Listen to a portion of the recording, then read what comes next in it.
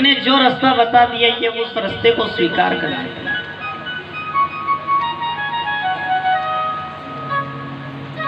किसी ने कुछ कह दिया, उसका कहना मान लिया। हमने आपसे कल कथा में भाव के विषय में जो बात रखी थी कि भाव बिना रीझे नहीं तुलसी नंद, ठीक है नहीं, गलत तो नहीं। भाव से कृपा मिलती है और भाव से ही सब कुछ होता है। और कृपा कब मिलेगी? भाव होगा तो कृपा मिल जाएगी, बिना भाव की कृपा भी नहीं मिलती है। अब कई जगह पर तो साहब ऐसी बात है कि कृपा तुम्हारी अटकी पड़ी है, चटनी का साथ समोसा खाओ तो कृपा चालू हो जाएगी,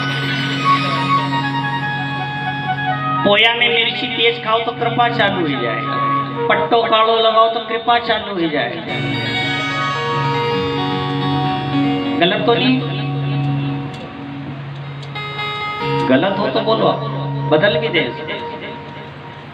कि जिस राम को यहाँ धारण करना था, जिस राम का स्थान यहाँ होना था, जिस शिव को माँ अहिल्या ने कभी अपने हाथों से, अपने हृदय से दूर नहीं किया, और अपन ने वह टीवी देखी और उन्हीं व्यक्तियों के, उन्हीं विधर्मियों के कहने पर घर में से शिव जी को उठाई बोले नर्मदा जी ठंडा करता है।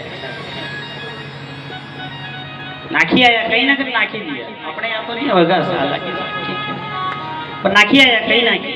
घर में जो पूजा करते थे उनका अभिषेक करते थे, उनको दूध चढ़ाते थे, उन पे अभिषेक करते थे, बिलपत्र चढ़ाते थे, चंदन तिलक लगा करके धूप दीप से आरती करते थे और कहते थे कर्पूर गौरम करुणावतारम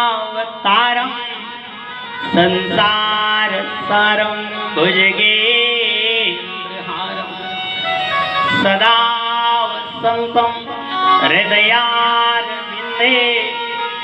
भवं भवानी सहितम। जिसकी वंदना मां भवानी के साथ की जाती है, जिसकी पूजा अर्चना मां जगदम्बा के साथ की जाती थी, केवल टीवी देख करके और उन लोगों की बात सुन करके। और हमने भगवान शंकर को उठा करके कईयों ने खेत में पटक दिया, कईयों ने नर्मदा जी में डाल दिया, कईयों ने कुएं में फेंक दिया। अपने बाप का घर था, अपने बाप को निकाल करके और फेंकिया तुम बाहर। फिर क्यों कहते हो कि माता पिता तुम मेरे, शरण कहूं किसकी, उसी के शरण में जाओ, जिसने बाहर फेंकवा दिया उसी के शरण में जाओ। जिनने करवाया वही बचाए। हमारे बाप दादा, बूढ़े बुजुर्ग,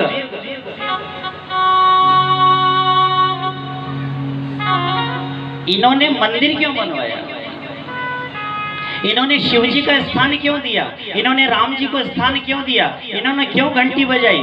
इन्होंने क्यों भगवान की आरतियां उतारी? इन्होंने क्यों इतना सब किया?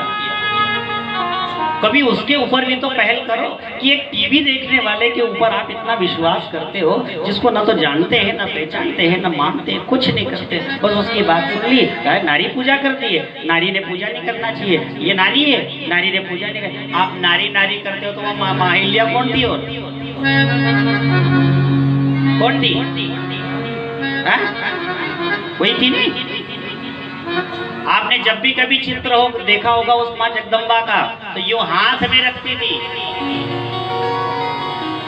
सीने से लगा करके रखती थी बाबा भोलेनाथ को। और जब भी जहां जहां उनकी राजशाही सवारियां गई है, ऐसा थोड़ी गिल्ला जी ठहराकर को पानी पे बांट दे, चाहे जहां पानी भी नहीं पीती थी, जहां जाती थी बावड़ी खोदती थी, मां नर्मदा को बुलाती थी और मां नर्मदा उस बावड़ी में आती थी, पहले शिवजी को जल चढ़ाती थी, उसके बाद स्वयं पानी पीती थी।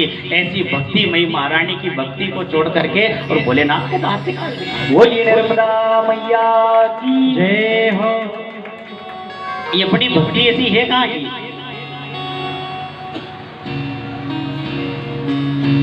नई बावड़ी खोदती और पहले बाबा भोलेनाथ के ऊपर जल चढ़ाती, उसके बाद में पीती। चाहे जिसके घर का पानी भी नहीं पीती थी, अपन तो वह बिस्लेरी की बाटल लिया, शुद्ध जल है, शुद्ध जल। चाहे जहाँ का ऐसा शुद्ध जल नहीं पीती थी, आज ही जहाँ जाए वहाँ।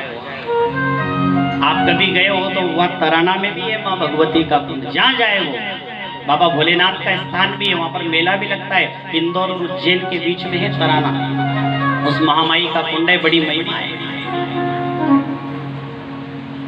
ऐसी भक्ति जो थी हमारे यहाँ की,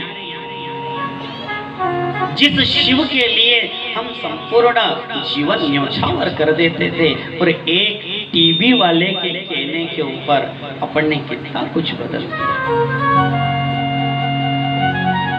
घर में शिव जी हो, पूजा हो, अर्चना हो,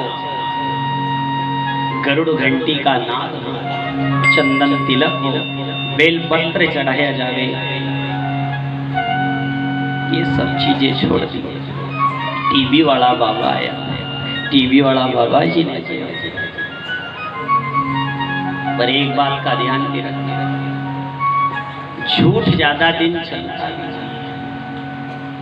कुछ दिन का चल जाता है पर ज्यादा दिन टिकता नहीं है। और जो सत्य होता है वो अटल होता है।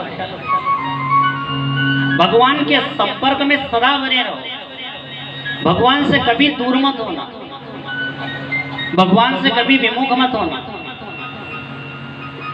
थोड़ा सा अगर पैसा आ जाए तो पैसे के मद में ईश्वर को मत भूल जाना।